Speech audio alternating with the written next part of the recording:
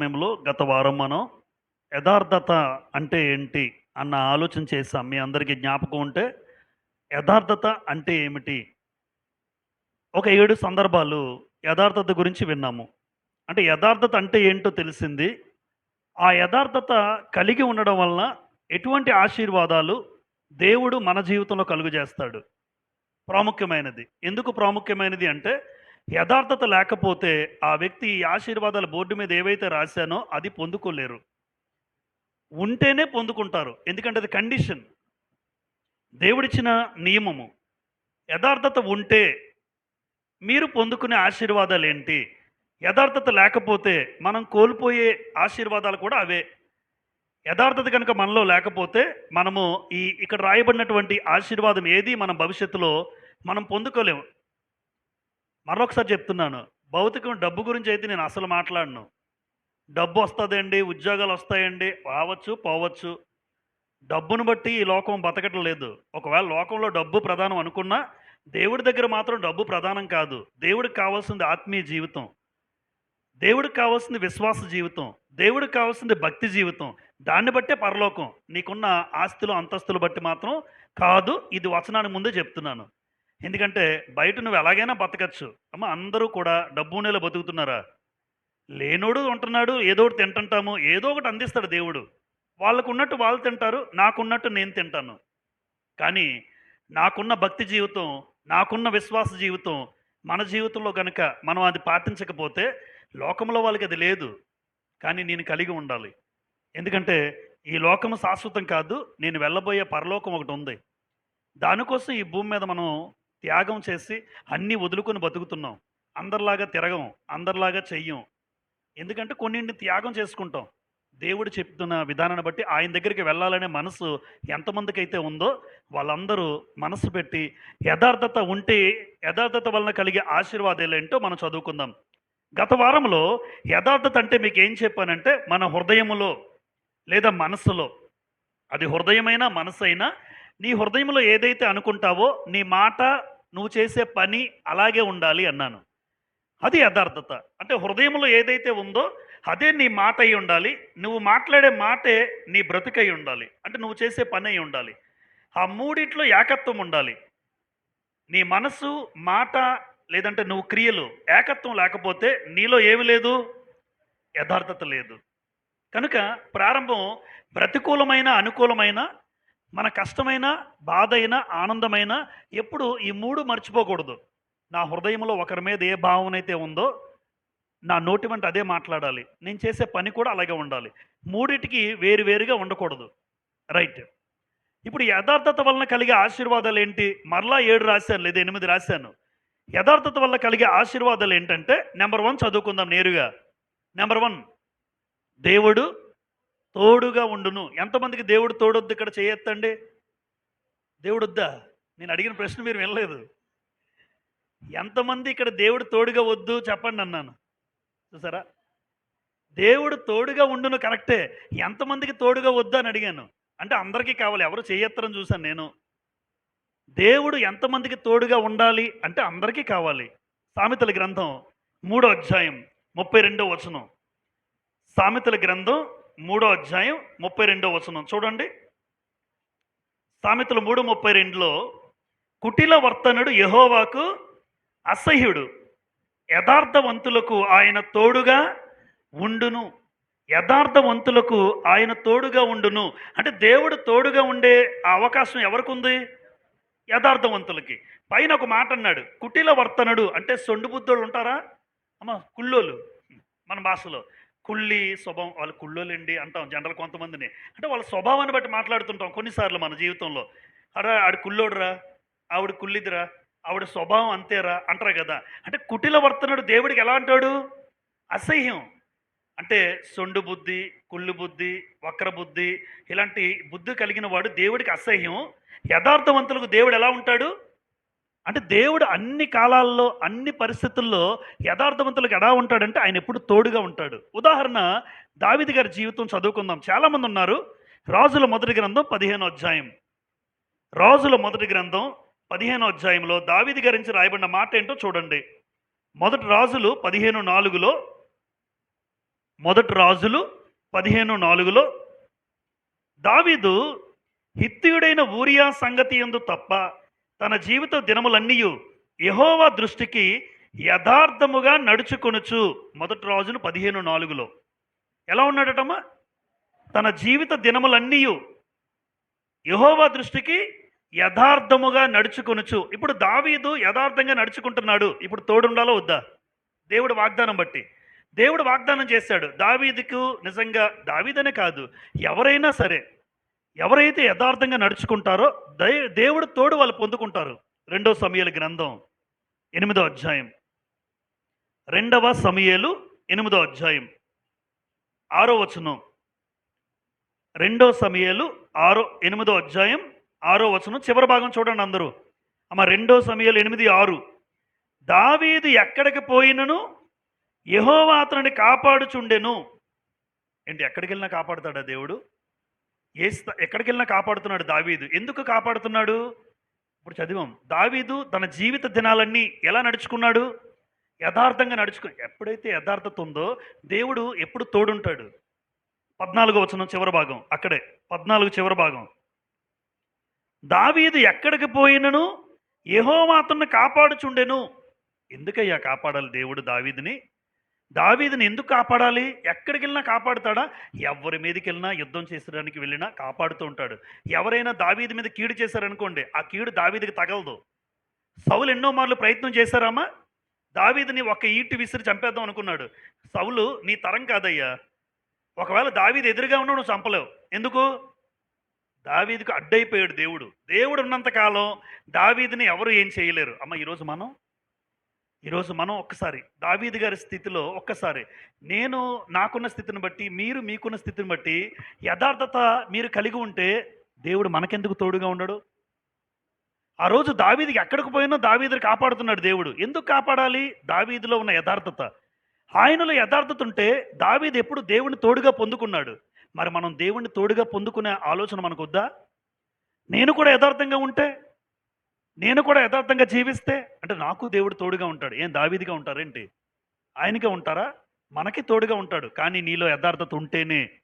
ఆ యథార్థత లేకపోతే దేవుడు తోడు మనం పొందుకోలేం. నువ్వు ఎక్కడికి వెళ్ళినా నీకు దేవుడు తోడు ఉంటుంది. అది ఎందుకు మనం వదులుకోవాలి? ఇది ఆశీర్వాదం. ఇది దేవుడు తోడుగా ఉండడం అనేది ఒక గొప్ప ఆశీర్వాదం. కాబట్టి మన జీవితంలో ఎప్పుడు కూడా దేవుని తోడుని పొందుకునే అవకాశం పోగొట్టుకోకూడదు. ఆదికాండం 39వ అధ్యాయం, ఆదికాండం 39వ అధ్యాయం.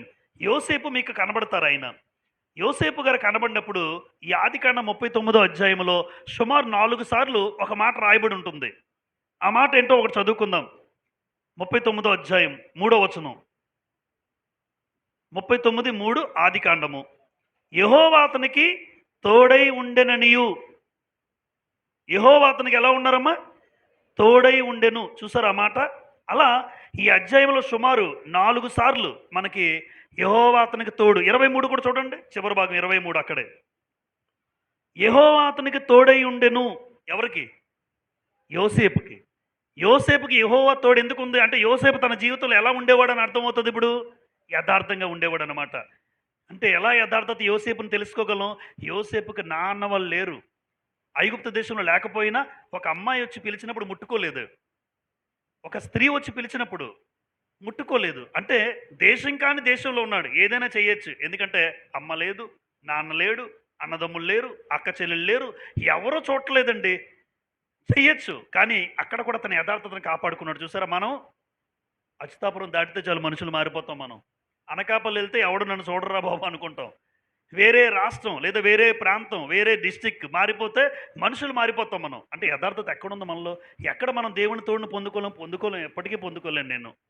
నేను ఎప్పటికీ పొందుకోలేను. ఎందుకంటే నాలో యథార్థత లేదు. లేనప్పుడు ఎలా ఆశించగలను? ఆ భక్తులకి దేవుడు తోడుగా ఉన్నాడంటే వాళ్ళ జీవితంలో యథార్థంగా ఉన్నారు కాబట్టి. ఏ స్థలంలో ఉన్నా, దేశం కాని దేశంలో ఉన్న దావీదైనా యోసేపైనా వారి జీవితంలో ఒకటే అర్థం చేసుకున్నారు. నీ యథార్థంగా ఉంటే ఎప్పుడు దేవుని తోడు మనకుంటుంది. ఆ దేవుని తోడుంటే నిన్ను ఎవరు ఏమీ చేయలేరు. నీకు కీడు చేయాలన్నా చేయలేరు. రెండు దేవునికి ఇష్టలు. యథార్థత వలన కలిగే ఆశీర్వాదం ఏంటి అంటే, యథార్థత ఎవరైతే కలిగి ఉంటారో వారు దేవునికి ఎలా ఉంటారమ్మా? ఇష్టులు. సామెతల గ్రంథం 11 అధ్యాయం. సామెతల గ్రంథం 11 అధ్యాయం 20వ వచనం చదువుదాం. సామెతలు 11:20లో ఇలా రాయబడి ఉంది. 11:20 మూర్ఖ చిత్తులు యెహోవాకు హేయులు, యథార్థముగా ప్రవర్తించు వారు ఆయనకి ఇష్టులు. మూర్ఖంగా ప్రవర్తించేవాడట అసహ్యం అట. అమ్మ ఎవరు మూర్ఖుడు? ఎవరు మూర్ఖంగా ప్రవర్తిస్తారు? మనం అంటాం కొన్నిసార్లు, మూర్ఖంగా నువ్వు ప్రవర్తిస్తున్నావని భార్యను అంటుంటాడు, భర్తను అంటుంటారు, లేదా పిల్లల్ని అంటుంటాము. మన జీవితంలో ఎవరినైనా కొన్ని సందర్భాల్లో సహోదరుల విషయంలో ఎందుకు మూర్ఖంగా నువ్వు మాట్లాడుతున్నావు, ఎందుకు మూర్ఖంగా ప్రవర్తిస్తున్నావు అంటే చెప్పిన మాట వినరు. దేవుడు ఏదైతే కోరుకున్నాడో అలా చేయకపోతే ఆ వ్యక్తిని ఏమంటామంటే, ఇలా చెప్తున్నాం కదా, ఇది మంచిదే కదా, నువ్వు చేయొచ్చు కదా, ఎందుకు అంత మూర్ఖంగా నువ్వు ఉండిపోతావు అలాగా అంటే, మూర్ఖంగా ప్రవర్తించేవాడు యెహోవాకు అసహ్యం. తర్వాత యథార్థముగా ప్రవర్తించేవారు ఆయనకి ఇష్టులు. అంటే దేవునికి ఇష్టులు ఎవరు? యథార్థవంతులు. ఎవరైతే యథార్థంగా జీవిస్తున్నారో ఆ యథార్థం కలిగిన వాడు దేవునికి నిజంగా ఇష్టపడతాడు. అమ్మ దేవుడు ఇష్టపడితే ఎలా ఉంటుందో మీరు ఆలోచించండి. ఒక వ్యక్తిని దేవుడు ఇష్టపడితే ఆ వ్యక్తిని దేవుడు తన దగ్గరికి తీసుకెళ్తాడు. ఒక వ్యక్తిని దేవుడు ఇష్టపడాలి. ఈరోజు మనుషులు నన్ను ఇష్టపడడం కాదు, మీరు ఇష్టపడినా ఇష్టపడకపోయినా దేవుడు నన్ను ఇష్టపడాలని నేను కోరుకోవాలి. ఎవరైనా అంతే. ఒకవేళ చాలామందికి ఇష్టం ఉన్నా ఇష్టం లేకపోయినా నేను దేవునికి ఇష్టమా లేదా అని ఆలోచించుకుంటాను అంతే భూమి మీద. దేవుడికి నేను ఇష్టమైన పని చేస్తున్నానా లేదా, లేదా నేను ఏది చేసినా ఆయనకి ఇష్టమా కాదా అంతే. ఎందుకంటే తీసుకెళ్లేది ఆయన. రేపొద్దున్న ఈ సంఘంలో ఎవరైనా నాకు పరలోకం ఇవ్వగలరమ్మా? మీరు నాకు ఇవ్వలేరు, నేను మీకు ఇవ్వలేను. అంటే ఎవరి దృష్టికి మనం యథార్థంగా ఉండాలి? అలా యథార్థంగా ఉంటే నువ్వు దేవునికి ఇష్టంగా ఉంటావు. దేవునికి ఇష్టంగా ఉంటే ఆయన ఎత్తబడే స్థాయిలో ఒకరోజు ఎత్తబడుతుంది యేసుక్రీస్తు రెండవ రాకడలో. అప్పుడు నిన్నేం చేస్తాడంటే తీసుకెళ్తాడు. అందుకే చాలాసార్లు చాలామంది అందరూ ఎత్తబడరు. ఆ ఎత్తబడేది ఎంతమందో ఆ దృష్టి ఎవరికో మరి. నిజంగా ఎత్తబడే స్థాయిలో దేవుడు తీసుకెళ్ళాలి అంటే నువ్వు చనిపోయే కన్ను మూసే సమయానికి దేవునికి ఇష్టంగా ఉన్నట్టు నువ్వు కనబడాలి. అంటే దేవునికి ఇష్టంగా ఉండాలంటే నీలో యథార్థత ఉండాలి. ఎందుకంటే యథార్థంగా ప్రవర్తించేవారు ఆయనకి ఇష్టులు. హెబ్రీలకు రాసిన పత్రిక 11 అధ్యాయం. హెబ్రీ 11:5లో హనోకు జీవితాన్ని ఒకసారి చదువుదాం. హనోకు జీవితం హెబ్రీ 11:5లో ఇలా రాయబడి ఉంది. విశ్వాసమును బట్టి హనోకు మరణము చూడకుండానట్లు కొనుపోబడెను. అతడు కొనుపోబడక మునుపు దేవునికి ఇష్టుడై ఉండెని సాక్ష్యం పొందెను. కాగా దేవుడు అతన్ని కొనుపోయెను గనుక అతడు కనబడలేదు. అది ఎవరు తీసుకెళ్లారు హనోకు గారిని? దేవుడే కొనిపోయాడట. అంటే దేవుడు తీసుకెళ్ళాడు హనోకు గారిని. ఏలియా గారిని తీసుకెళ్ళాడా? ఇద్దరు బైబిల్ చరిత్రలో మరణం చూడకుండా కొనిపోబడిన వారు ఇద్దరు. ఎవరు? పాత నిబంధనలో మనకి ఏలియా అలాగే హనోకు కనబడతారు. వీళ్ళిద్దరూ మరణాన్ని చూడలేదు. అంటే మరణం చనిపోయి కప్పెట్టబడి మరలా ఒక రోజున లేవబడే పరిస్థితి లేదు. మరణం చూడకుండా దేవుడు వారిని కొనుపోబడ్డారు. అంటే కొనుపోబడే స్థితిలో వారు ఎలా ఉన్నారు దేవుడికి? అది ప్రాముఖ్యం. అంటే ఒక వ్యక్తి ఈరోజు సంఘంలో మనమే అనుకోండి, ఈరోజు మనమే ఎంతమందికి ఇక్కడ ఎత్తబడాలని ఉంది అంటే అందరికీ ఉంది. ఒక రోజున యేసుక్రీస్తు రెండవ రాకడ వచ్చినప్పుడు నన్ను లేపాలి, నన్ను ఎత్తబడాలి, ఆశ అయితే ఉంది. మరి ఆశ నెరవేర్చుకునే విధానం కూడా చెప్పాడు దేవుడు. నువ్వు దేవునికి ఇష్టంగా ఉండాలి. దేవునికి ఇష్టంగా ఉండాలంటే నీలో యథార్థత అనే లక్షణం ఉండాలి. నీ ప్రవర్తన యథార్థంగా ఉంటే దేవుడికి నువ్వు ఇష్టంగా ఉంటావు. దేవుడికి ఇష్టంగా ఉంటే దేవుడు నిన్ను ఎత్తుకుని తీసుకెళ్ళిపోతాడు. ఆ కొనుపోబడే స్థితి మనం పొందుకోవాలి. అందుకే హనోకు ఎలా ఉన్నాడట? కొనుపోబడే సమయానికి హనోకు జీవితం ఎలా ఉంది? ఇష్టంగా ఉన్నాడు దేవునికి, ఇష్టంగా బ్రతికాడు. ఈరోజు మనం దేవునికి ఇష్టంగా ఉన్నామా? ఒక్కసారి మన ప్రవర్తన, మన పనులు, మన జీవితం. వాక్యం చదవలేని వాడు దేవునికి ఇష్టంగా ఉండడు. మరొకసారి చెప్తున్నాను. మీరు ప్రతిరోజు వాక్యం చదవకపోతే దేవునికి ఇష్టంగా ఉండలేను. ప్రార్థన చేసుకోకపోతే దేవునికి ఇష్టంగా ఉండలేను. మందిరానికి వెళ్ళకపోతే దేవునికి ఇష్టంగా ఉండలేము. ఈ 3 చేసి నా జీవితంలో మార్పు చేసుకోకపోతే దేవునికి ఇష్టంగా ఉండలేము. కనుక దేవుడికి ఇష్టంగా ఉండాలంటే ఒకటే, మనుషుల ఇష్టాల కోసం మనుషులు మారిపోతున్నారు. మీకు తెలుసమ్మా? భర్త ఇష్టాల కోసం భార్య మార్చేసుకుంటుంది. ఏంటమ్మా నీ అలవాట్లు మార్చేసుకున్నావు అంటే, నా భర్తకి ఇష్టం లేదని ఆవిడ మార్చుకుందట. మంచిదేనా? మంచిదే. నా భార్యకి ఇష్టం లేదని ఈయన మార్చేసుకున్నాడట. మంచిదే. అంటే ఒక మనిషి యొక్క ఉద్దేశమే బట్టే నువ్వు మనసు మార్చుకుంటున్నావే నేను ఇలా ఉండాలని. నిన్ను కన్న తండ్రి. అసలు ఈ భూమి మీదకి రావడానికి కారణం ఆయనే. ఆయన ఇష్టం ఎప్పుడైనా చేయాలని అనుకున్నాం మనం. దేవునికి ఇష్టం నెరవేర్చాలి ఒక కుమారుడిగా, ఒక కుమార్తెగా. అది కదా కావాలి. ఈరోజు ఎవరో 25 సంవత్సరాల తర్వాత నా జీవితంలోకి వస్తది ఒక ఆవిడ. లేదా మీ జీవితంలో ఒక అబ్బాయి వస్తాడు. ఎప్పుడో 25 ఏళ్ల తర్వాత. మరి ఇంతకాలం అసలు భూమి మీద రావడానికి కారణమైన వ్యక్తి ఆయనైతే ఆయన ఇష్టం నెరవేర్చకపోతే ఎంత విడ్డూరం, ఎంత బాధ ఆయనకి. ఆయనకి. ఈ వ్యక్తి ఇష్టం మార్చుకో తప్పేం లేదు. ఎందుకంటే మీ ఇద్దరు సంతోషంగా ఉండడమే దేవుడికి కావాలి. అలా అని చెప్పి నేనేమంటానంటే ఈ భార్యాభర్త ఇద్దరు కూడా దేవుని ఇష్టాన్ని నెరవేర్చాలి. అప్పుడు ఆయనకి మరింత ఇష్టపడతాడు మిమ్మల్ని కలిపినందుకు. అరే ఇద్దరూ కలిసి నా ఇష్టాన్ని నెరవేరుస్తున్నారు. ఎంత ఆనందపడిపోతాడో దేవుడు. కాబట్టి కొనిపోయబడే స్థితిలో మనము ఉండాలి అంటే దేవునికి ఇష్టంగా ఉండాలి. ఎవరు దేవునికి ఇష్టలు? యథార్థముగా ప్రవర్తించేవారు ఆయనకి ఇష్టలు. నెంబర్ 3 దేవుని సన్నిధిలో నివాసము. అంటే యథార్థత కలిగి ఉండడం వల్ల ఆశీర్వాదం ఏంటంటే నువ్వు దేవునితో ఉంటావు. ఆయన సన్నిధిలో ఉంటావు. పరలోకంలో ఉంటావు. నా మాట ఇంకా బాగా సూటిగా అర్థం అవ్వాలంటే నువ్వు పరలోకంలో ఎవరితో ఉంటావు? దేవునితో ఉండాలి. అక్కడ యేసుప్రభు ఉంటారు. దూతల సమూహం, కోటాను కోట్ల దూతలు. ఇప్పుడు ఆయన సన్నిధిలో నివాసం అంటే మాటలు కాదు. ఏమంటారమ్మా? ఆయన సన్నిధిలో ఉండడం అంటే మాటలు కాదు. భూమి మీద ఒక అధికారి ఇంటికి ఎమ్మెల్యే గారు ఇల్లు మిమ్మల్ని పిలుస్తున్నారంటే ఎమ్మెల్యే నన్ను పిలిచాడని అందరికీ చెప్పేసుకుంటాను నేను. ఒక మంత్రి పిలిచాడు, ఒక ముఖ్యమంత్రి, ఒక ప్రధానమంత్రితో ఒకరోజు భోజనం అంటేనే పడి చచ్చిపోతాం మనం. అరే ప్రధానమంత్రి భోజనం పిలిచాడంటే మాటలు కాదు. యుగయుగాలు దేవునితో ఉండడం అంటే యుగయుగాలు దేవునితో ఉండే గొప్ప అవకాశం ఎవరికి ఉంటుంది? యథార్థత కలిగిన వాళ్ళకు ఉంటుంది. 140వ కీర్తన 13వ వచనం చూడండి. 140వ కీర్తన, కీర్తనల గ్రంథం 140వ కీర్తన 13వ వచనంలో ఇలా రాయబడి ఉంటుంది. 140:13 నిశ్చయముగా నీతిమంతులు నీ నామమునకు కృతజ్ఞతాస్తుతులు చెల్లించెదరు. తరువాత యథార్థవంతులు నీ సన్నిధిని నివసించెదరు. యథార్థవంతులు నీ సన్నిధిని నివసించెదరు. చూసారమ్మా? అంటే దేవుని సన్నిధిలో నివసించే వాళ్ళు ఎవరు? యథార్థవంతులు. మరొక వచనం చూపిస్తాను. 41వ కీర్తన 12వ వచనం. కీర్తనల గ్రంథం 41వ కీర్తన 12వ వచనంలో కూడా చూడండి. 41:12 నా యథార్థతను బట్టి నీవు నన్ను ఉద్ధరించుచున్నావు, నీ సన్నిధిని నిత్యము నన్ను నిలువబెట్టుదువు. 41:12 చూడమ్మా, నీ సన్నిధిని నిత్యము నన్ను నిలవబెడతావయ్యా. అంటే దేవుని సన్నిధిలో నిత్యము నిలబడే పరిస్థితి, నిత్యము నివాసం చేసే స్థితి అందరికీ ఉండదన్నమాట. అమ్మ అందరికీ ఉండదు. ఏదో వచ్చామా, ఏ చెప్పారో 2 మాటలు అయిపోయి వినీసాం వెళ్ళిపోయాం అంతే. వాళ్ళకు ఉండదు. యథార్థత ఎవరైతే కాపాడుకుంటారో, ఎవరైతే యథార్థత కలిగి ఉంటారో వాళ్ళకే. ఈ మాటలు విన్నా సరే మనం మారకపోతే ఉపయోగం లేదమ్మా, వేస్ట్. ఇంకా ఈ మాటలు విన్న తర్వాత కూడా నేను ఒక మనసు అనిపించాలి, యథార్థంగా నేను ఉండాలి. యథార్థత ఎప్పుడూ విడిచిపెట్టకూడదు. యథార్థతను కోల్పోకూడదు. ఏదో క్యాజువల్గా వచ్చానా వెళ్ళానా అన్న బ్రతుకు నాకు వేస్ట్. నాకు అది అనవసరం. వచ్చాను, విన్నాను, ఆ విన్న మాటలు బట్టి నేను యథార్థత కలిగి జీవిస్తాను. ఎందుకంటే దేవుని సన్నిధిలో నిత్యము నిన్ను నిలవబెడతాడు దేవుడు. అంటే ఆయన సన్నిధిలో యుగయుగాలు ఉండే జీవితం, ఆయన సన్నిధిలో యుగయుగాలు ఉండే జీవితం గొప్ప జీవితం కదమ్మా. దేవునితో ఉండడం అంటే మాటలు కాదు. ఆ జీవితాన్ని కోల్పోవద్దు ఎవరు కూడా, నాతో సహా. దేవునితో ఉండే జీవితాన్ని కోల్పోకుండా ఉండాలంటే కష్టమైన నష్టమైన భూమి మీద యథార్థతను ఎప్పుడు విడిచిపెట్టద్దు. ఎప్పుడు యథార్థతను విడిచిపెట్టద్దు.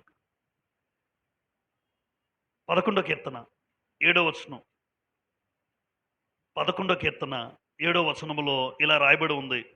11:7 యెహోవా నీతిమంతుడు, ఆయన నీతిని ప్రేమించువాడు, యథార్థవంతులు ఆయన ముఖదర్శనము చేసెదరు. దేవస్థానంకి వెళ్తాం, గుళ్ళకి వెళ్ళిన తర్వాత దర్శనం అయిందా అని అడుగుతారు కదా. దర్శనం, వీళ్ళు దర్శనం తోసేస్తుంటారు అక్కడ. ఒకసారి తిరుపతి వెళ్ళాను నేను. తిరుపతి 2008-9 ప్రాంతంలో తిరుపతి వెళ్తే అమ్మ వాళ్ళతో వాళ్ళు వెళ్ళినప్పుడు ఏం చూడరు. అక్కడ ఎదురుగా అక్కడ ఉంటారు కదా, స్టాచ్యూ ఉంటుంది, విగ్రహం ఉంటుంది. వీళ్ళు అంతవరకే ఇలా అయిపోయింది, వెళ్ళిపోండి. దర్శనం అయిపోయిందా? అది దర్శనం. ఆ గర్భగుడిలో కూడా వెళ్ళలేవు, అవకాశం లేదు మనకి. వెళ్లకుండా అక్కడ దూరం నుంచి చూసాం ఇలాగే వెళ్ళిపోతుంటారు భక్తులందరూ. తోసేస్తుంటాడు ఈయన. ఆ! దర్శనం అయిపోయిందండి అంటారు. అది దర్శనం. కేవలం ఆ దర్శనం కోసమే తండోపతండాలుగా మనుషులు వెళ్ళిపోతూ ఉంటే, ఈరోజు ఒక రోజున దేవుని ముఖ దర్శనం చూసే అవకాశం ఎవరికుందన్నాడు ఇక్కడ? యథార్థవంతులు ఆయన ముఖ దర్శనం, దేవుని ముఖాన్ని చూసే అవకాశం. నిజంగా దేవుడిని దర్శనం చేసే అవకాశం. ఇప్పుడు ఎవరైనా దేవుడిని చూసారమ్మా? చూడలేరు, చూడలేము ఇప్పుడు. కానీ ఒక రోజున దేవుడితో ఉండే అవకాశం ఉందంటే, ఆయన కుమారుడిని యేసుక్రీస్తు ఉండే అవకాశం ఒక రోజునుంది. ఎప్పుడు చూడగలం, ఆయనతో ఉండగలం ఆ రోజున. అంత గొప్ప అవకాశం ఎవరు పోగొట్టుకుంటారో చెప్పండి? ఒక రోజున నేను దేవుడిని చూస్తాను. ఒక రోజున అక్కడ యేసుప్రభు ఉంటారు. నిజంగా అంత గొప్ప అవకాశం ఊహించండి ఒకసారి. దేవుని చూడాలన్న ఆశతోనైనా ఈ భూమి మీద యథార్థంగా బతుకుతాం మనం. ఎందుకంటే యథార్థవంతులు మాత్రమే దేవుని ముఖదర్శనం చేస్తారు. లేదంటే అవకాశం లేదు. ఒకసారి నేను యథార్థతను కోల్పోతే దేవుని యొక్క సన్నిధికి వెళ్ళే అవకాశం నాకు లేదు. దేవుని ముఖదర్శనం చేసే అవకాశం నాకు లేదు. ఉండదు. అందుకే ఎంత బాగా భూమి మీద యథార్థంగా ఉండాలో మీరు ఆలోచించండి.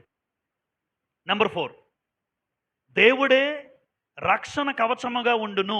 మీరు ఎప్పుడైనా కేడెము అన్న మాట విన్నారమ్మా? చదువుతాం కదా బైబిల్ గ్రంథంలో. కేడెము, అసలు కేడెము అన్న మాటకు అర్థం ఏంటో తెలుసా? కేడెము అన్న మాటకి కవచం, షీల్డ్ అంటారు. యుద్ధానికి వెళ్తున్నప్పుడు చూస్తారా, సైనికులు ముందేం పెడతారమ్మా? ఇలా పెట్టుకుంటూ వెళ్తుంటారు. ఒక ఐరన్ ప్లేట్ ఉంటుంది. ఐరన్ ప్లేట్ ఉంటే దాన్ని ముందు పెట్టుకుని వెళ్తూ ఉంటారు.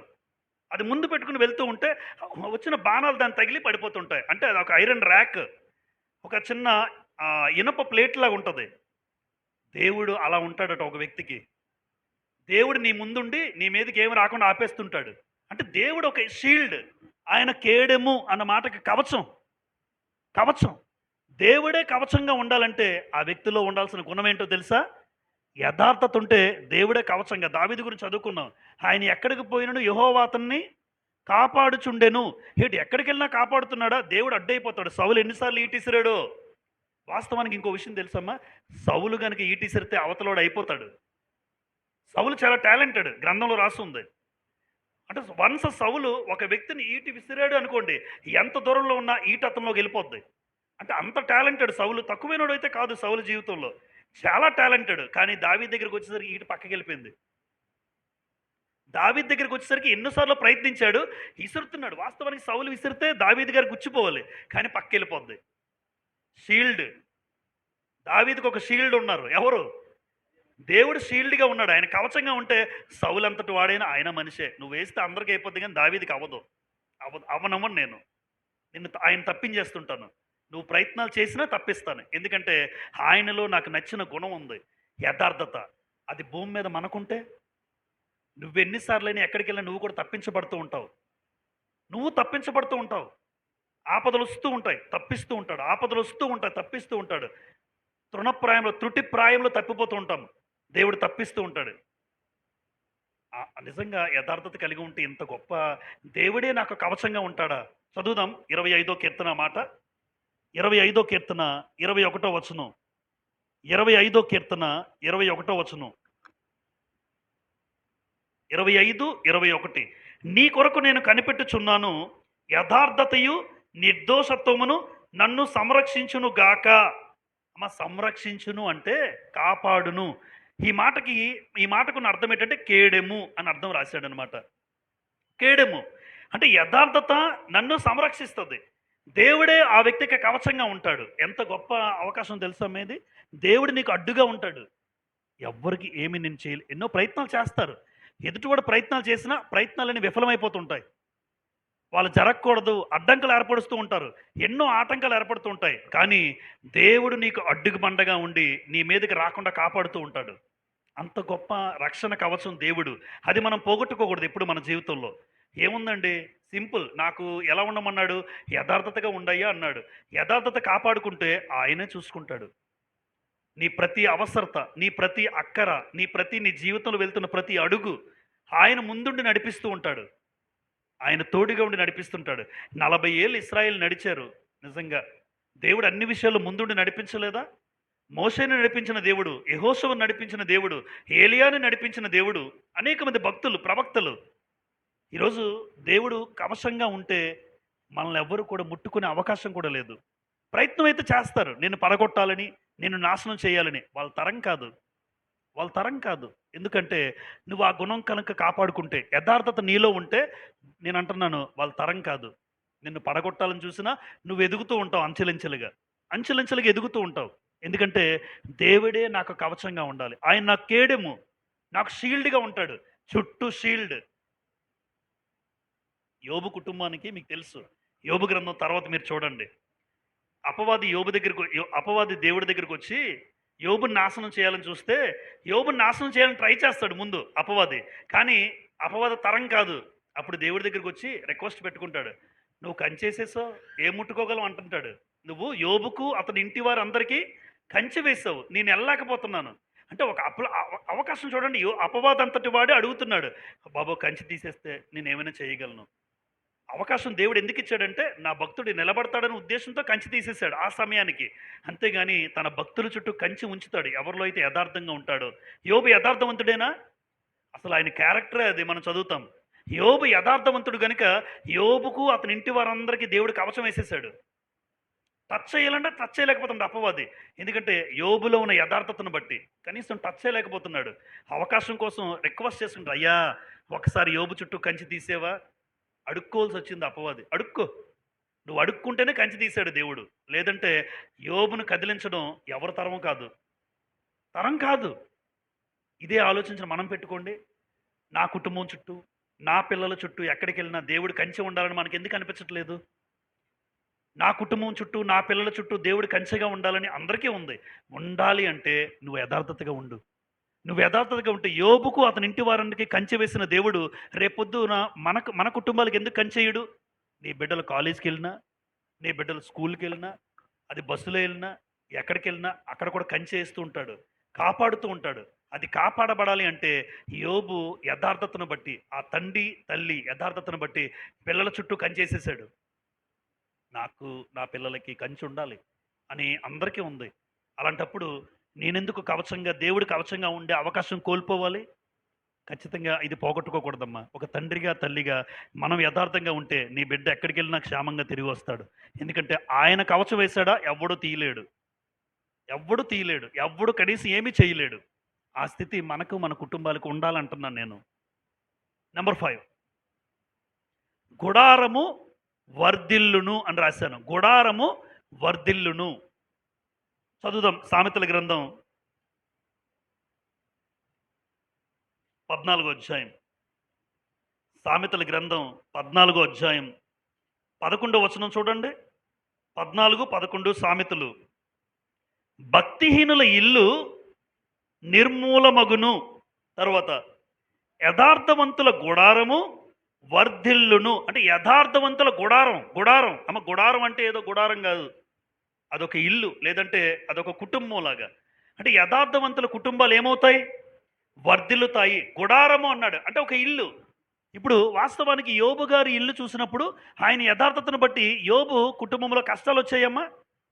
శ్రమలు, బాధలు, ఇరుకులు, ఇబ్బందులు, నిందలు, అవమానాలు ఎన్నో వచ్చాయి. వచ్చినప్పటికీ కూడా యోబు కుటుంబంలో యథార్థతను విడిచిపెట్టలేదు యోబు. యోబు 2:3. యోబు గ్రంథం 2:3. చాలాసార్లు చదువాం మనం ఈ మాట, మరొకసారి జ్ఞాపకం చేసుకుందాం. యోబు 2:3లో 2:3 చివరి భాగం చూడండి అందరూ. 2వ అధ్యాయం యోబు గ్రంథం 3వ వచనం చివరి భాగం. అతడు ఇంకను తన యథార్థతను వదలక నిలకడగా ఉన్నాడనగా. అంటే ఏం వదలలేదు యోబు? ఏటి ఎంత జరిగినా వదలలేదా? పిల్లలు చనిపోయారు, ఆస్తి పోయింది, అంతస్తులు పోయాయి, ఆరోగ్యం పోయింది, కురుపులు, చీంకారుతుంది. కానీ తన జీవితంలో ఛీ అని ఎప్పుడు దేవుడిని అనలేదు. దేవుణ్ణి ఎప్పుడు ఛీ అని అనలేదు. ఎందుకు ఇలా చేశామని అనలేదు, ప్రశ్నించలేదు. ఆఖరికి ఇన్ని అయిపోయినా కూడా దేవుడి పట్ల యథార్థతగా ఉన్నాడు. చూడండి ఎంత కష్టంలో కూడా దేవుణ్ణి ఒక మాట, పల్లెత్తు మాట అనలేదు. పాపం చేసే ఒక నోటితో కూడా పాపం చేయలేదన్నాడు. అంటే ఈ స్థితిలో అతడు ఇంకనూ తన యథార్థతను వదలలేదు. అందుకే అలాంటి యథార్థవంతుల గుడారాన్ని ఏం చేశాడు దేవుడు? వర్ధిల్లుతారండి. కష్టంలో, బాధలో, శ్రమలో, ప్రతికూల పరిస్థితులు ఎదురవుతాయి. మన కుటుంబాలు కూడా ఎదురవుతాయి రేపు పొద్దున్న. అయితే ఒకటి, యథార్థతను ఎప్పుడు ఏం చేయకూడదు? విడిచిపెట్టకూడదు. నాకొక్కడికి ఏమో నిన్న ఏమైంది తెలుసు, డ్యూటీ పడింది. మండలంలో నా ఒక్క పేరే వేశారు కావాలని డ్యూటీ. ఇబ్బందిగా ఉంది. అక్కడ ఇంకో మాట అబద్ధం చెప్తే నేను వచ్చేయొచ్చు. నిన్న అవకాశం ఇచ్చారు నాకు. ఎంఈఓ గారు చెప్తున్నారు. ఒక లెటర్ పెట్టి, "నీకు అనారోగ్యంగా ఉంది, లేదా మీ అమ్మగారికి అనారోగ్యంగా ఉంది. ఒక లెటర్ పెడితే నీ డ్యూటీ క్యాన్సిల్" అన్నారు. నేను చూసుకుంటానన్నాడు. ఎంత వాక్యం చెప్పి అబద్ధ బ్రతుకు నాకెందుకు రా అనిపించింది. వాక్యాన్ని బట్టి నిజంగా చెప్తున్నాను. గ్రంథాన్ని బట్టి చెప్తున్నాను. ఇక్కడ దేవుని సాక్షిగా. ఆ ఒక్క అవకాశం క్యాన్సిల్ చేసుకొని వచ్చేయొచ్చు. పెద్ద కష్టమేం కాదు. ఒక మాట గ్రంథం గుర్తొచ్చింది. లెటర్ కూడా రాసేద్దాం రెడీ అయిపోయాను. ఎందుకంటే నా ఉద్దేశం ఒకటే. సాయంత్రం ప్రార్థనలకు దూరం అవుతానేమో. మరలా వచ్చే ఆదివారం నేను ఉండను. వచ్చే ఆదివారం కూడా నాకు డ్యూటీ ఉంది. ఈ ఇబ్బంది పరిస్థితుల్లో ఆదివారం మిస్ అవుతాను. మిగతా ప్రార్థనలకు దూరం అవుతాను. సాయంత్రం వచ్చేసరికి డైరెక్ట్‌గా వచ్చేయాలి ఇప్పుడు. కరెక్ట్‌గా అక్కడ బయలుదేరితే ఇక్కడ 7 గంటలకు రావాలి. ప్రార్థనకే రావాలి. అంతే టైట్‌గా అలసిపోయి. అదేదో స్కూల్ అయితే మధ్యాహ్నం ఇంటికొచ్చి పడుకోవచ్చు అవకాశం. కానీ ఆ ఒక్క అబద్ధం ఆడడం ఇష్టం లేక డ్యూటీ రేపటి నుంచి జాయిన్ అవుతున్నాను. రేపటి నుంచి 10థ్ క్లాస్ స్పాట్ వాల్యుయేషన్‌కి. అబద్ధం ఆడబుద్ధేయలేదు. సార్ ఏంటి నువ్వు మనిషివేనా అని తిడుతున్నాడు ఆయన. సార్ మీరు రాయబడిన లెటర్ నాకు రాయబుద్ధేయలేదు సార్. పెన్ను లెటర్ కూడా తీసేసాను రాసేద్దామని ప్రార్థన ఆలోచించి. కానీ ఎందుకో నాకు బాగోలేదు, మా అమ్మకు బాగోలేదని రాయడం నాకు ఇష్టం లేదండి అని చెప్తే, సరే నీ ఇష్టం అయితే డ్యూటీ చేసేసి అన్నారు. చేస్తాను సార్ అన్నాను. అంటే ఒక ఎగ్జాంపుల్ చెప్పారు. చిన్న ఎగ్జాంపుల్. నిన్న ఇన్సిడెంట్ జరిగింది. అవకాశం నిన్నటి వరకు ఇచ్చారు క్యాన్సిల్ చేసుకునే అవకాశం. కానీ మనసు ఒప్పుకోలేదు. దేవుడు కష్టమే, కరెక్టే, బాధే, నాకు శ్రమే. కానీ గుడారం ఆ రోజు యోబు గారు గుడారం వర్ధిల్లడానికి కారణం కష్టంలో కూడా యోబు తన జీవితంలో శ్రమ అయినా కూడా వదిలిపెట్టలేదు. యథార్థతను కాపాడుకున్నాడు. ఒక మాట అంటే సరిపోద్ది. కానీ ఆ మాట విషయంలో కూడా మనం జాగ్రత్తగా ఉంటే ఈరోజు కష్టమై ఉండొచ్చు. రేపు అది నీకు మేలుగా మారుస్తాడేమో దేవుడు. అది నా జీవితంలో మేలుగా మారుస్తాడేమో అన్న ఆయన జీవితాన్ని జ్ఞాపకం చేసుకున్నాను ఒకసారి. కష్టం, శ్రమ, బాధ అన్న మనకు వచ్చిన కష్టం యోబు గారికి వచ్చిన కష్టమేమో మంది కాదు.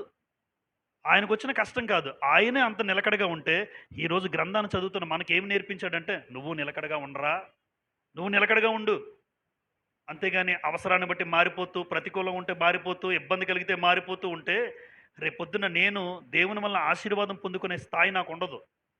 నేను అర్హత లేనివాడిగా మారిపోతాను. అర్హత లేనివాడిగా ఉండిపోతాను. అందుకే యథార్థవంతుల గుడారం ఏమైంది? ఆశీర్వదించబడతారు. యోబు గ్రంథం 42 అధ్యాయం మీరు చూస్తే చాలాసార్లు యోబు గ్రంథం 42 అధ్యాయంలో యోబు రెండింతలు ఏమయ్యాడు? ఆశీర్వదించబడ్డాడు. ఎందుకు చెప్పండి? అదే శ్రమలో యోబు యథార్థతను వదిలేస్తే 42 అధ్యాయంలో యోబు రెండింతల ఆశీర్వాదం పొందుకోడు. ఎవడు దేవుడు? ఎందుకంటే యథార్థతను విడిచిపెట్టేశాడు కాబట్టి. కానీ కష్టము, శ్రమ, బాధ, వేదనలో కూడా యథార్థతను కాపాడుకున్నాడు కనుక దేవుడు ఇవ్వడానికి ఇష్టపడ్డాడు. ఒకటి కాదు, రెండింతల ఆశీర్వాదం.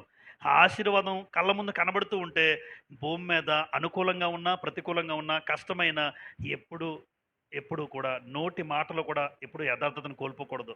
అది మనం ఎప్పుడు విడిచిపెట్టకూడదని అర్థమైంది పాఠాన్ని బట్టి. నెంబర్ 5, దేవుడు యథార్థత వలన కలిగే ఆశీర్వాదం ఏంటంటే దేవుడు ఆ వ్యక్తులను ఏం చేస్తాడమ్మా? బలపరుస్తూ ఉంటాడు. దేవుడే లేదా దేవుడు బలపరుచును. 2వ దినవృత్తాంతాల గ్రంథం ఈ మాట చూడండి. 2వ దినవృత్తాంతాల గ్రంథం 16వ అధ్యాయం. 2వ దినవృత్తాంతాల గ్రంథం 16వ అధ్యాయం 9వ వచనం చదువుదాం అందరూ చూడండి. 2వ దినవృత్తాంతములు 16:9. తన ఎడల యథార్థ హృదయము గలవారిని బలపరచుటకై, ఆ మాట అండర్లైన్ చేసుకుందాం. తన ఎడల అంటే దేవుని ఎడల యథార్థ హృదయం ఎవరికైతే ఉందో వారిని దేవుడు ఏం చేస్తాడమ్మా? బలపరచుటకై యెహోవా కనుదృష్టి లోకమంతటా సంచారము చేయుచున్నది. అమ్మ దేవుడు చూసినప్పుడు ఎంత ఆనందపడతాడమ్మా. అబ్బా యథార్థతను విడిచిపెట్టకుండా కాపాడుకున్నాడు. ఎవ్వరికి తెలియకుండా రహస్యంగా జరిగిపోవచ్చు. కానీ ఆయన కనుదృష్టి ఎవరు యథార్థంగా ఉన్నారని చూస్తూ ఉంటాడు. నిత్యము యెహోవా కనుదృష్టి లోకమంతటా సంచారం చేస్తూ ఉంటాడు. ఎవరు తన ఎడల యథార్థ హృదయం కలిగి ఉన్నారు అని ఆయన కనుదృష్టి అంతా చూస్తుంటే రేపు పొద్దున్న నేను చూస్తే ఎంత ఆనందపడతాడు. కష్టంలో కూడా విడిచిపెట్టలేదు. నన్ను చూసినప్పుడు దేవుడు ఆనందపడతాడు. ఆనందం పడడమే కాదు, నన్ను బలపరుస్తాడు. ఏం కాదులే నేను ఉన్నానంటాడు. నిన్ను బలపరుస్తూ ఉంటాడు. అంటే దేవుడు బలపరిచే వ్యక్తిత్వం కలిగిన వారిగా ఉండాలి అంటే ఈ భూమి మీద నేనేం కలిగి ఉండాలి? యథార్థత. ఎప్పుడు కోల్పోకూడదమ్మా. ఒక అవకాశం వస్తుందనో, ఒక లాభం వస్తుందనో కొన్నిసార్లు వదిలేస్తాం మనం. లాభం కలిగితే వదిలేస్తాం. నష్టమైనా సరే నా యథార్థతను విడిచిపెట్టకూడదు. ఎందుకంటే దేవుడు కనుదృష్టి లోకమంతటా చూస్తున్నాడు. ఈరోజు ఆ చిన్న సంఘటన అయి ఉండొచ్చు. చూసిన దేవుడు ఆనందపడతాడు కదా! ఆనందపడతాడు. అది చిన్నదే, పెద్దదేం కాదు అది. అది చాలా సింపుల్. మీలో చాలామంది కూడా చేస్తారు. కానీ చిన్న సింపుల్ అయినా అలా ఉంటే దేవుడు ఆనందపడతాడు చాలు. కష్టం అనుభవించినా పర్లేదు. నన్ను నడిపిస్తున్న దేవుడు ఆనందపడాలి నన్ను చూసి. తన ఎడల యథార్థ హృదయము గలవారిని బలపరుచుటకై, అంటే దేవుడు బలపరుస్తాడన్నాము. వాస్తవానికి ఇశ్రాయేలు జీవితంలో దేవుడు ఒక వాగ్దానం చేశాడు. ఇశ్రాయేల్ అంటే యాకోబు ఇంటి వారు ఎవరమ్మా? ఇశ్రాయేలీయులను. యాకోబు ఎంతమంది పిల్లలు?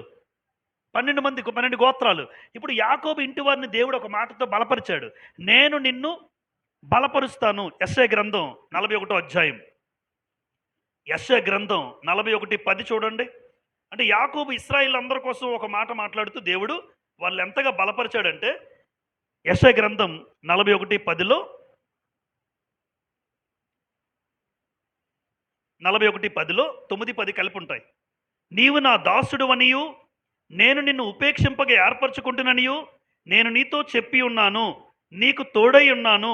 భయపడకుము. నేను నీ దేవుడనై ఉన్నాను. దిగులు పడకుము. నేను నిన్ను బలపరుతును. నీకు సహాయము చేయవాడను. ఈ మాటలన్నీ కూడా ఎంత బాగున్నాయి చూడండి. ఒక వ్యక్తి జీవితం యథార్థంగా ఉంటే, తోడై ఉన్నాను, ఆ మాట అండర్లైన్ చేయడం ఒక్కొక్కటి. తోడై ఉన్నాను, భయపడద్దు, నీ దేవుడినై ఉన్నాను, దిగులు పడద్దు, నేను నిన్ను బలపరుతును, నీకు సహాయం చేయవాడును నేనే. ఇంకెవరు కావాలి చెప్పండి మనకి భూమి మీద? ఎంత దిగులు పడద్దు, భయపడద్దు, దిగులు పడద్దు, భయపడద్దు, ధైర్యంగా ఉండు, నేను నీకు తోడుగా ఉన్నాను, నేను నీకు సహాయం చేస్తాను అని చెప్తున్న దేవుడు యాకోబు ఇంటి వారిని బలపరుస్తున్నాడు. నేను నిన్ను బలపరుస్తానన్నాడు. దేవుడు నన్ను బలపరచాలంటే నాలో యథార్థత ఖచ్చితంగా ఉండాలి. అప్పుడు దేవుడు నన్ను బలపరుస్తుంటాడు. నేను నీకు సహాయం చేస్తాను, నేను నీకు తోడుగా ఉంటాను. దానియేలు గారి జీవితంలో కూడా ఒకానొక సందర్భంలో దానియేలుని దేవుడు బలపరిచినట్టుగా దానియేలు గారు మాట్లాడుతూ ఉంటారు చూడండి. దానియేలు గ్రంథం 10వ అధ్యాయం 18వ వచనంలో, దానియేలు గ్రంథం 10, 18లో ఈ మాట మనం చూడగలం. దానియేలు 10, 18, 10వ అధ్యాయం 18వ వచనం.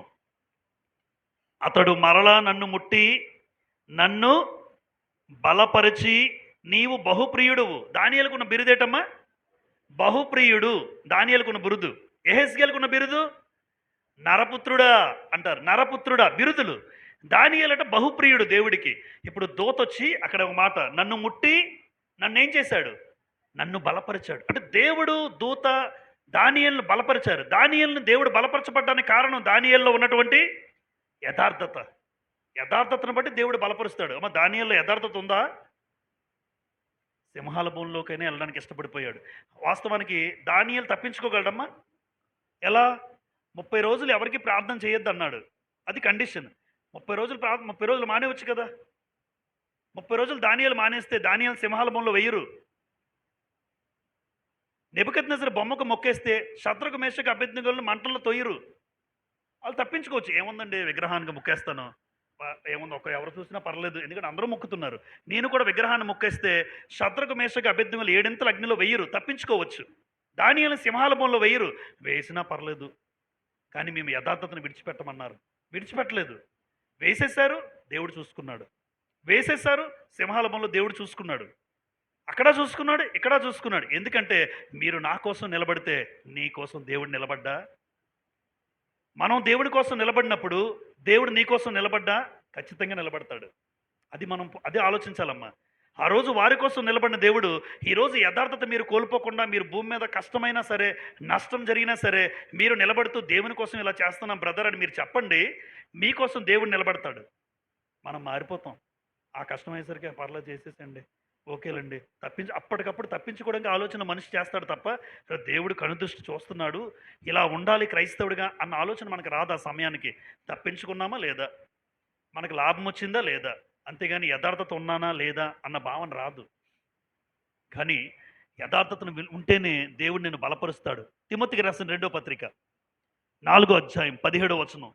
అపోస్తలుడైన పౌలు కూడా ఒక మాట అంటాడు. ఆయన చూడండి, 2 తిమోతి 4:17లో అపోస్తలుడైన పౌలు గారు ఏమని అంటున్నారంటే, 2 తిమోతి 4:17, అయితే నా ద్వారా సువార్త పూర్ణముగా ప్రకటింపబడి నిమిత్తమును అన్యజనులందరూ దాని విను నిమిత్తమును ప్రభువు నా ప్రక్క నిలిచి నన్ను బలపరచెను గనుక.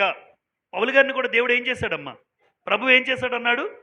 ప్రభువు నా పక్కన 2 తిమోతి 4:17లో ప్రభువు నా పక్కనే ఉండి, నిజంగా పక్కనే ఉండి కనబడతాడమ్మా?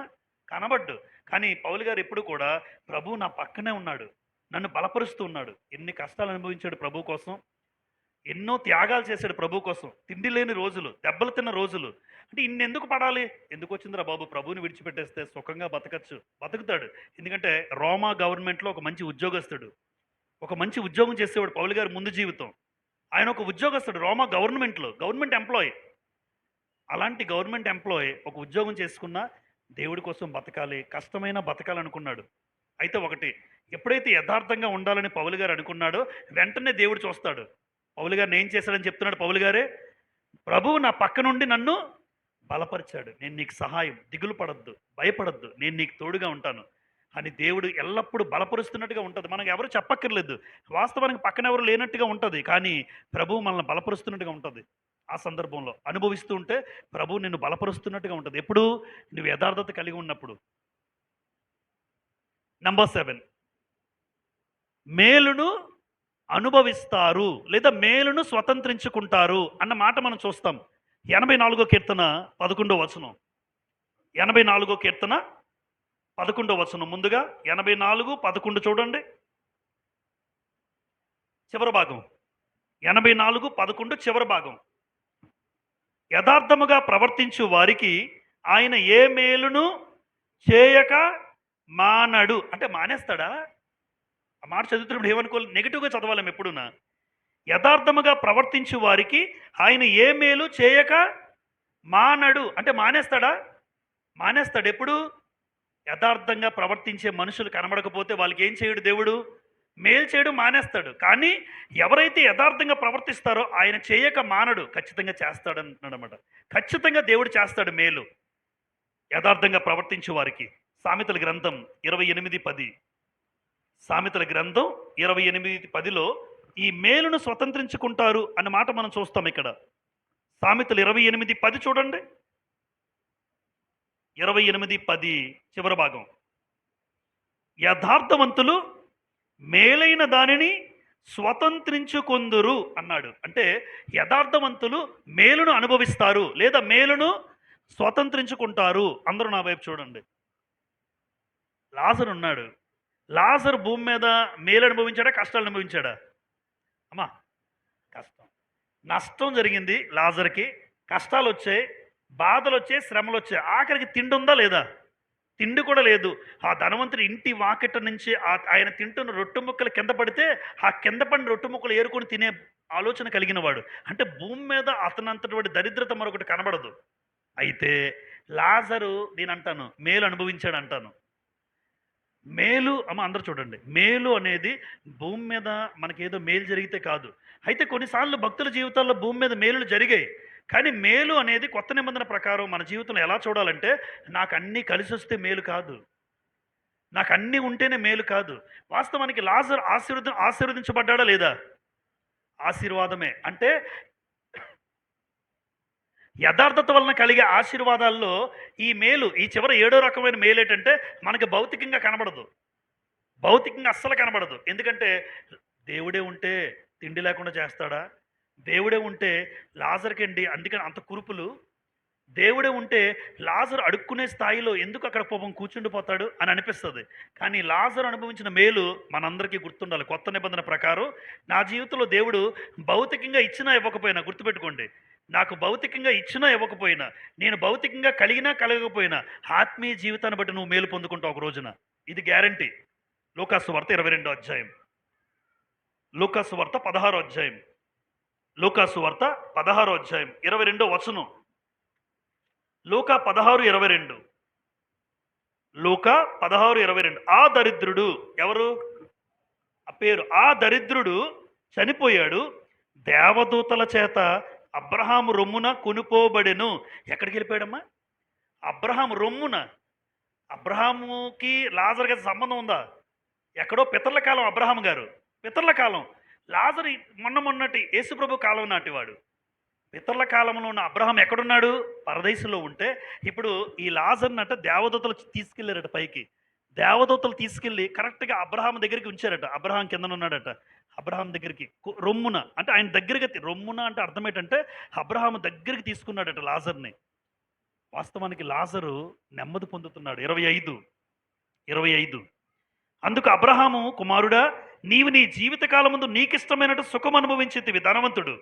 అలాగుననే లాజరు ఏమనుభవించాడు? కష్టం. జ్ఞాపకం చేసుకో. అంటే కష్టమైన లాజరు ఏది విడిచిపెట్టలేదు చెప్పండి? యథార్థతను విడిచిపెట్టలేదు. అది పాయింట్ అక్కడ. కష్టం అనుభవించాడు. కానీ ఎక్కడ దొంగతనం చేసి రొట్టెలు లాక్కుని పారిపోదాం, ఆకలికి దొంగతనం చేయలేదన్నమాట. ఆకలి బాధైనా పడ్డాడు తప్ప దొంగతనం అనేది చేయలేదు. కష్టం అనుభవించడం ఏమన్నాడో అబ్రహాం ఏమంటాడంటే, అలాగునే లాజర్ కష్టం అనుభవించినని జ్ఞాపకం చేసుకో. ఇప్పుడైతే వాడు ఇక్కడ నెమ్మది పొందుతున్నాడు, నువ్వు యాతన పడుతున్నావు. నెమ్మది అంటే నిజంగా ఏమనిపించిందంటే నాకు రాస్తున్నప్పుడు, తయారు చేస్తున్నప్పుడు, అరే మేలు లాజర్ జీవితంలో జరిగిందా? జరిగింది. యథార్థత విడిచిపెట్టలేదు. కష్టం అనుభవించాడా భూమి మీద? కష్టం అనుభవించాడు. కష్టం అనుభవించిన యథార్థతను విడిచిపెట్టలేదు. అందుకే చనిపోయిన తర్వాత దేవదూతలను దేవుడు పంపించి, దేవదూతలు వచ్చారు, తీసుకెళ్లారు పైకి. తీసుకెళ్లి అబ్రహాము రొమ్మున ఆనుకున్నాడు. ఎంత గొప్ప స్థితి అండి. అందుకే ఎవరైనా మన జీవితంలో ఒకవేళ భౌతికంగా దేవుడు మనకి ఇవ్వకపోయినా పర్వాలేదు, ఆస్తులు నాకు లేకపోయినా పర్వాలేదు, అంతస్తులు లేకపోయినా పర్వాలేదు, అందరిలాగా నాకు జీవితం లేకపోయినా పర్వాలేదు, నేను చాలా పేదోడిని అయి ఉన్నా పర్వాలేదు, తినడానికి తిండి కూడా ఆ రోజు గడవలేని స్థితి అయినా పర్వాలేదు, కానీ ఈ మేలు మాత్రం అందరూ పొందుకోవాలి.